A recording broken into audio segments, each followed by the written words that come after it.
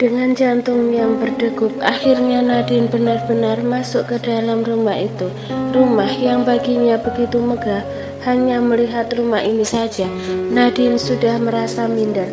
Tapi Rendra terus menggenggam tangannya dengan erat, menautkan jemari mereka. Bahkan sesekali Rendra menggelitik telapak tangan Nadine hingga membuat wanita itu mendelik. "Ini lagi serius, Mas, jangan bercanda," geram Nadine. Dia bicara pelan namun penuh penekanan. Kedua matanya juga setia menatap tajam.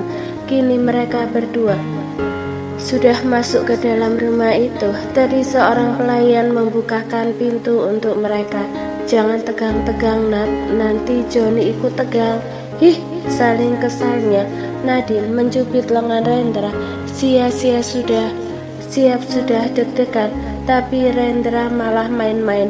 Keduanya berjalan terus hingga akhirnya tiba di ruang tengah, dan di sana Oma Zaida sudah menunggu. Dek, Nadine menelan ludahnya dengan susah payah.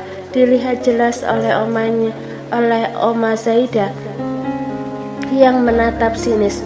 "Oma," panggil Rendra. Dia mengajak Nadine untuk saling hormat, lalu duduk di hadapan sang Oma. Rendra pun masih setia menggenggam erat tangan Nadine hingga Oma Zaida bisa melihatnya dengan jelas. Wanita parubaya itu membuang nafasnya dengan kasar. "Astaga, jadi benar sekarang kalian sudah menikah, dan Nadine bahkan sudah hamil anakmu." "Iya Oma, benar 100%. Jadi aku mohon restuilah kami," Rendra yang menjawab. Sementara Nadine hanya diam 1000 bahasa. Seketika dia seolah kehilangan semua kosakata. Bahkan untuk menelan ludahnya sendiri saja dia merasa kesulitan. "Ya Tuhan, Oma merasa kamu sudah menusuk Oma dari belakang, Nat. Selama ini Oma selalu memperlakukanmu dengan baik. Oma selalu membanggakan kamu, tapi ternyata kamu malah menggoda Rendra." "Oma," potong Rendra dengan cepat sebelum ucapan Oma Zaida makin kemana-mana. Nadine sudah menunduk. Seberani apapun dia sebagai seorang wanita, tapi jika sudah di hadapan keluarga suami begini, Nadine jadi takut. Belum lagi hormon kehamilannya yang membuat suasana hati Nadine jadi naik turun. Nadine menangis, coba melepaskan genggaman tangan Rendra, namun ditahan oleh pria itu. Rendra tetap menggenggam erat tangannya. "Jangan keterlaluan, Oma. Nadine adalah wanita pilihanku," terang Rendra, suaranya pelan, tak ingin marah-marah dan malah menyulut api. "Tapi Ren, Nadine sudah hamil anakku, Oma, dan aku sangat mencintai Nadine. Oma paham tidak sih? Cinta. Jangan sampai aku menikahi wanita pilihan Oma, lalu aku menjadikan Nadine madunya." Dek, jantung Oma Zaida tersentak ketika mendengarnya. Sementara Rendra terpaksa bicara seperti itu, terpaksa bicara hal paling sensitif bagi Oma Zaida. Dulu alasan seperti itu pula lah yang digunakan suaminya. Oma Zaida menikah karena perjodohan, lalu sang suami menikah lagi dengan wanita yang dicintainya. Sungguh, Rendra tak ada niat untuk membahas ini, tapi Rendra sudah tidak ingin pisah dengan Nadine, apalagi hanya gara-gara restu, sesuatu hal yang sebenarnya bisa Oma Zaida lakukan dengan mudah. "Aku sangat mencintai Nadine, Oma," ucap Rendra lagi di saat Oma Zaida terdiam. Hening sesaat membuat suasana makin mencekam bagi Nadine, tapi Rendra sudah menghapus air matanya. Pria itu tetap saja berulang kali memberikan tak peduli jika Oma Zaida ada di hadapan mereka. Cukup lama saling diam, akhirnya Oma Zaida bicara lebih dulu. Baiklah apa Oma?" potong Rendra. "Jangan potong ucapan Oma, Ren. Pokoknya aku tidak mau dengar penolakan." "Astaga, saking gerangnya Oma Zaida ingin sekali melipat-lipat Rendra dan menendangnya keluar. Baiklah Oma akan menerima pernikahan kalian, tapi banyak syaratnya." "Apa?" tanya Rendra pula. mulai sekarang kalian berdua tinggal bersama Oma di rumah ini. Astaga, itu menyiksa namanya, Oma. Di sini terlalu banyak pelayan. Bagaimana kalau kami ingin bersama di dapur? Astaga, Nadine jadi geram juga mendengar ucapan suaminya ini. Sementara Oma Zaidah sudah menyentuh kepalanya yang pusing. Menghadapi Rendra memang tidak mudah. Oma mau melihat aku dan Nadine bersama di sofa. Rendra, pekik Oma Zaidah dan Nadine bersamaan. Kepala dua wanita itu nyaris pecah menghadapi pria ini. Dan mendengar teriakan dua wanita itu, Rendra mendelik. Kenapa kini Oma Zaidah dan Nadine malah kompak memarahi dia? Pokoknya Oma tidak mau peduli. Kalian berdua harus tinggal di rumah ini. Baik Oma, Nadine yang menjawab dengan patuh. Masih untung diberi restu, Rendra malah bersikap semaunya. Nadine stop jadi sekretaris, angkat dia jadi manajer di perusahaan. Terserah mau manajer apa, pinta Oma Zaidah lagi. Nadine dan Rendra hanya diam. Daftarkanlah pernikahan kalian secara hukum, tapi tetap sembunyikan pernikahan kalian dulu. Oma belum siap untuk membukanya ke publik. Sudah. Itulah 3 syarat yang diminta Oma Zaidah untuk merestui Nadine dan Rendra. Malam itu Nadine dan Rendra masih pulang ke apartemen, belum langsung pindah ke rumah utama keluarga Hutomo. Jam 10 malam Nadine dan Rendra baru tiba di apartemen. Nadine berulang kali menghembuskan nafasnya lega, bersyukur Oma Zaidah menerima dia meski dengan syarat. Nadine tahu ini semua tentu tak mudah juga bagi Oma Zaidah, karena Nadine memanglah hanya orang biasa dibanding keluarga mereka. Baru masuk ke dalam apartemen itu, Rendra langsung menggendong Nadine. Tahu jika malam ini sudah jadi malam yang melelahkan bagi sang istri. Mau minta jatah ya? Tanya Nadine dengan manja, seperti kesepakatan mereka selama ini. Setelah mendapatkan restu Oma Zaidah, maka mereka akan melakukan yang sesungguhnya. Nadine tidak keberatan untuk memberikannya malam ini. Dia akan sukarela membuka. Dan Rendra langsung tersenyum lebar saat melihat tingkah manja Nadine. Langka sekali wanita ini bersikap nakal seperti ini. Jangan malam ini sayang, besok saja. Malam ini kamu pasti lelah. Ingat ada anak kita di sini, balas Rendra seraya menunjuk perut Nadine menggunakan pergerangan kedua matanya. Nadine terenyuh, sungguh tak menyangka jika Rendra akan bicara seperti itu. Jujur saja Nadine memang sudah merasa mengantuk. Tiba di kamar mereka, Rendra pun mendudukkan sang istri di tepi ranjang.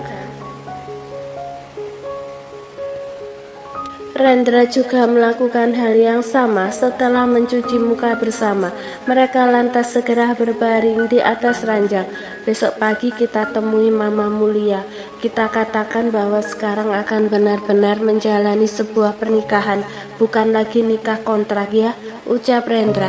Nadine jadi ingin menangis saking terharunya. Dia memeluk Rendra lebih dulu, pelukan yang sangat erat.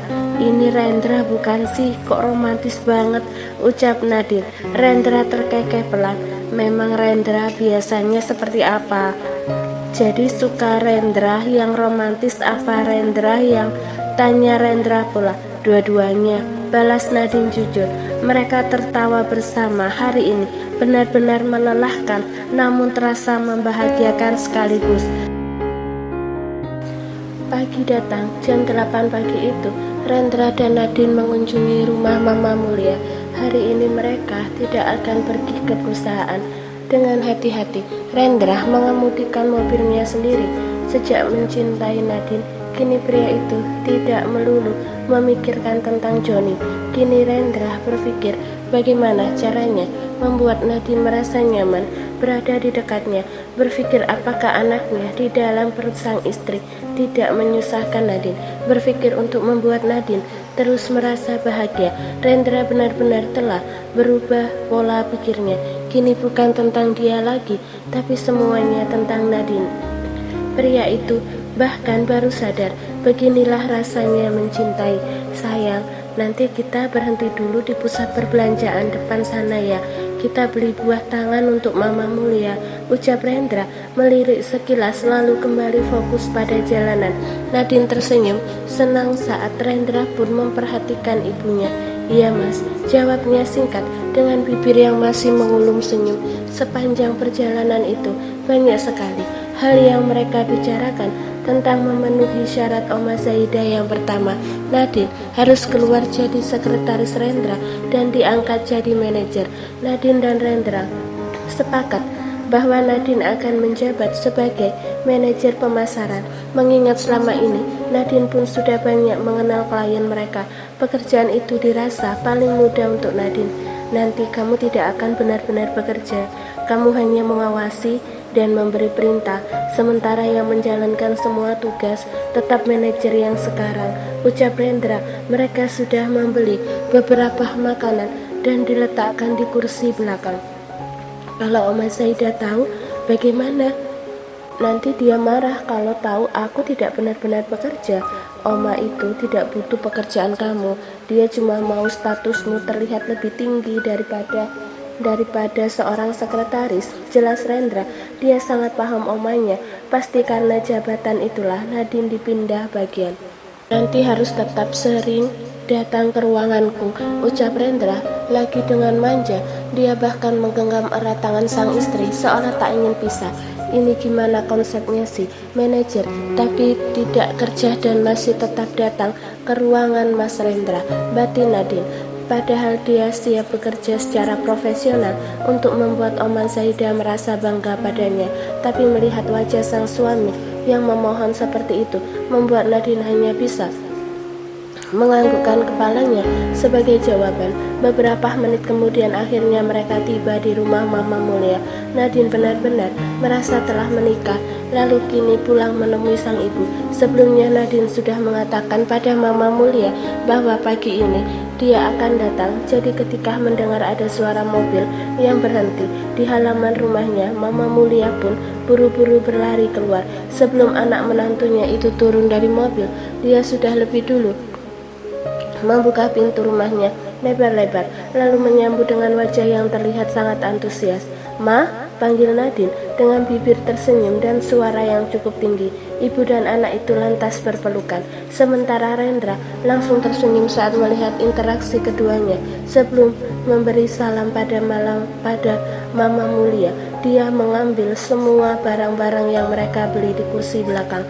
Ya ampun Ren, banyak sekali bawaanmu, kan Mama jadi seneng, ucap Mama Mulia hingga membuat Nadine langsung mencubit lengan ibunya. Setelah pertemuan singkat di halaman rumah itu, akhirnya kini mereka duduk bertiga di ruang tengah. Rendra pun menjelaskan apa tujuan mereka datang ke sini. Jadi akhirnya kalian memutuskan untuk menikah sungguhan, tidak ada lagi surat kontrak, tanya Mama Mulia. Setelah Rendra selesai bicara, hatinya jadi menghangat.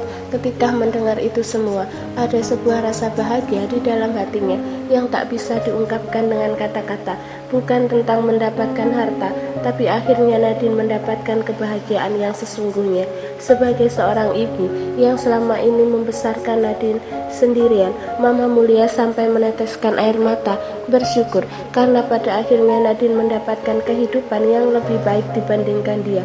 Iya Ma, aku dan Nadine akan menikah sungguhan. Aku sudah mendaftarkan pernikahan kami agar sah secara hukum. Oma Zaidah juga sudah memberi restu. Mama Mulia makin menangis dan Nadine segera memeluknya dengan erat. Jangan nangis dong Ma, kan aku jadi ikut sedih. Mama nangis bukan karena sedih Nat, Mama bahagia sekali. Jadi nanti Mama boleh kan minta rumah kita ini direnovasi? Kesal Nadine. Mamanya ini masih saja memikirkan tentang rumah di saat suasana haru seperti ini. Nadine sampai tak bisa berkata apa-apa lagi. Dia cukup merasa malu pada Rendra. Bukan cuma rumah yang akan direnovasi Ma, nanti aku juga akan sediakan mobil dan sopirnya juga beberapa pelayan yang akan menemani Mama tinggal di rumah ini. Jadi tidak akan merasa kesepian lagi, terang Rendra, membuat Nadine tercengang dan Mama Mulia langsung berteriak bahagia. Dia melepas pelukan Nadine dan berganti memeluk menantu kesayangan.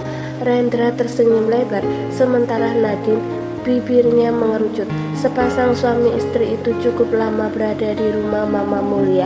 Mereka juga menghabiskan waktu makan siang di sana, lalu memutuskan untuk pulang di saat sore tiba.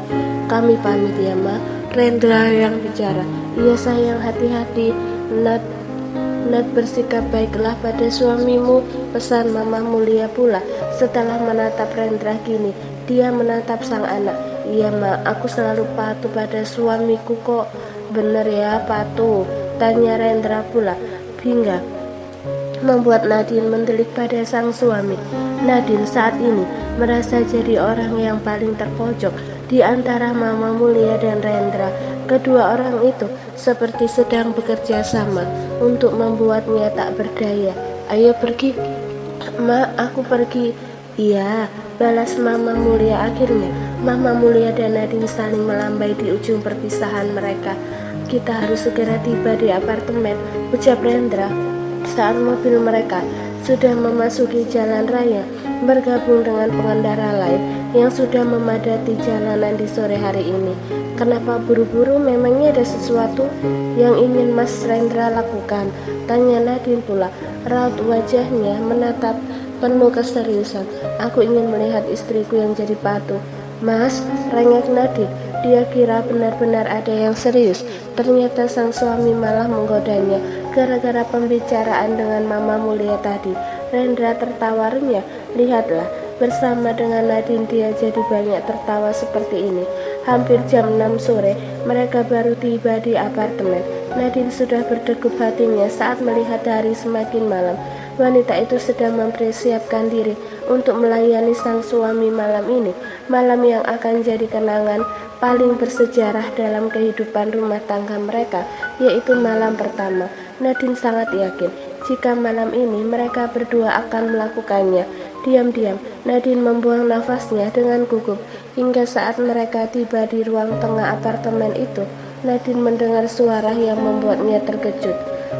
Rendra hendak muntah. Mas, kamu kenapa?